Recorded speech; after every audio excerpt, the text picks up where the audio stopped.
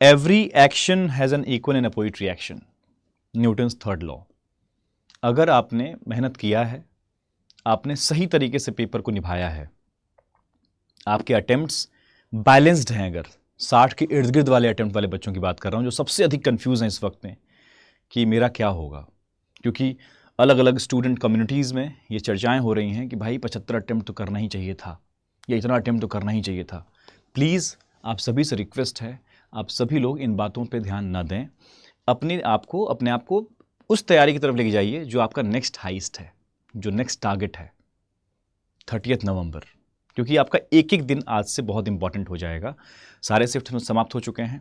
अब आवश्यकता है कि हम मूल्यांकन कर लें, हम एनालाइज कर लें कि हमारे अटेम्प्ट एक्यूरेसी की तरफ कितने ज़्यादा थे। ऑफ कोर्स नॉर्मलाइजेशन बहुत बड़ा खेल होता है इस पूरे पेपर में, 8 शिफ्ट और नॉर्मलाइजेशन, उसका इम्पैक्ट होगा।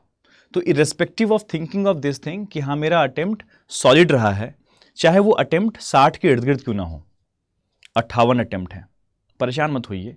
हो सकता है कि आप अपने शिफ्ट को सिर्फ एनालाइज कीजिए कि आपका शिफ्ट क्या बाकी के शिफ्ट के पेपर के कॉम्बिनेशन के आधार पे कुछ डिफरेंट था, थोड़ा टफर साइड था, चाहे वो थोड़ा ही सा था, अगर तो you will get some benefit. ये जरूर देखिए, और ये हर एक बच्चे के लिए कॉमन नहीं है, मतलब जो बच्चा खुद से एनालाइज कर सकता है कि मेरा शिफ्ट बाकी के 7 शिफ्ट से कैसा था, तो हर एक इंडिविजुअल शिफ्ट का स्टूडेंट ये एनालाइज जरूर करे। एक कॉमन आउटकम नहीं निकलना चाहिए इस चीज़ का कि हाँ भाई कोई भी किसी भी शिफ्ट का बच्चा बोल रहा है कि मेरा 70 अटेम्प्ट हुआ है, मेरा 75 हुआ है, तुम्हारा कम है तो तुम अब फेल करने वाले हो, ऐसा बिल्कुल मत लेके आइएगा प्लीज़। ये बातें इसलिए कह रहा हूं क्योंकि इस बात पे अभी आप इन चर्चाओं में जब तक इसका रिजल्ट नहीं आएगा IBPS PO प्रीलिम्स का, तब तक आप बहुत ज़्यादा प्रीसियस वक्त बर्बाद कर चुके होंगे। IBPS PO अपने मेंस परीक्षा को बहुत डिफरेंट वे में और एक अलग कैटेगरी की तरफ देखा जाता है। इसे बहुत सारे सामंजस्य चाहिए इस पेपर को क्रैक करने के लिए, और वो आनन फानन में लास्ट के 10-15 दिन में नहीं हो सकता। और अभी से अगर हम डेट काउंट करें तो वी कैन ईजिली सी कि 30 नवंबर 2024 को हमारा मेंस पेपर है, आज है 20 तारीख, मतलब पूरे 40 दिन हमारे हाथ में है। अगर हम इस 40 दिन को अपनी एफिशिएंसी डबल करके मेहनत करने में लग जाएं या 1.5 गुना भी कर लें तो 60 या 80 दिन तो हम काउंट कर सकते हैं। इस पे फोकस करना चाहिए रैदर देन कि मेरा होगा या नहीं होगा। ये होगा नहीं होगा, होगा नहीं होगा, ये तो कर ही नहीं सकते आप तय नहीं कर सकते अभी एग्जैक्टली। तो your only next target is 30 नवंबर 2024, इसका ख्याल रखिएगा प्लीज, आपको सिर्फ यही ध्यान देना है। तो ये सजेशन मेरा हर एक IBPS PO प्रीलिम्स कैंडिडेट से है, एस्पिरेंट से है जो इस बार पेपर दिया है। हाँ, आपके अगर अटेम्प्ट ही 50 से नीचे रहे हैं तो फिर थोड़ा सा सोचने का विषय है, चिंता का विषय है। लेकिन अगर आपके अटेम्प्ट आपको खुद भी गट फीलिंग होगी ना कि मेरा 58 अटेम्प्ट है, लेकिन उस शिफ्ट में है जहाँ पे थोड़ा पेपर टफर साइड था या हल्का सा 19-20 का फर्क में भी अगर 20 की तरफ मेरा पेपर रहा है लेवल ऑफ क्वेश्चंस में, तो वहाँ पे आपको एक पॉजिटिव आउटकम निकल के आएगा कि आपका जो नॉर्मलाइजेशन है वो आपको हेल्प कर रहा है। प्लीज़ सोचना बंद कर दीजिए कि मेरा होगा या नहीं होगा। उसके आधार पे मुझे लगता है उसके आधार पे आप सिर्फ अपना समय किल कर सकते हैं, तो अपने आप को लगा दीजिए, बिकॉज इस वक्त में और कोई प्रीलिम्स एग्जामिनेशन है ही नहीं। तो आप सबके लिए पढ़ाई लिखाई वाले क्षेत्र में एक ही काम है, अपने आप को अपग्रेड करना। कल को आपके सामने SBI PO या SBI क्लर्क का भी अगर नोटिफिकेशन आता है तो उसके परीक्षा में भी इस 30 नवंबर के बाद वाली कहानी ही बनेगी। जो भी एग्जाम होगा पहला फेज किसी भी, चाहे वो SBI क्लर्क का हो या SBI PO का हो, जो भी नोटिफिकेशन कभी भी आए, मैं तो कह रहा हूं अगर आज भी आता है तो 40 डेज के बाद ही एग्जाम हो रहा होगा।